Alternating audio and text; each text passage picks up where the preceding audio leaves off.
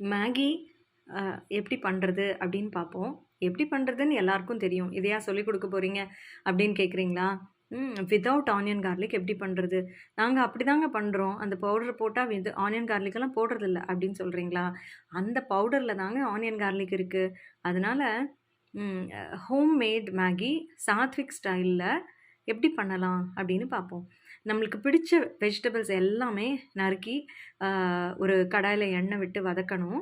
வதக்கி லைட்டா வதங்கினோனே, அம் சாம்பார் பொடி, கரம் மசாலா பொடி, உப்பு, கார்ன்ஃப்ளவர் எல்லாம் போட்டு கலக்கலாம். இன்னும் என்ன உங்களுக்கு தனியா பொடி வேணாலும் போட்டுக்கலாம். ஜீரக பொடி வேணாலும் போட்டுக்கலாம். ஸோ நம்மளுக்கு பிடிச்ச எல்லா மசாலாவும் போட்டுட்டு, அந்த கேக்ஸுக்கு தகுந்த மாதிரி தண்ணி ஊத்திக்கணும். அப்புறம் அது கொதி வந்தோடனே அந்த கேக்ஸை போட்டுறணும்.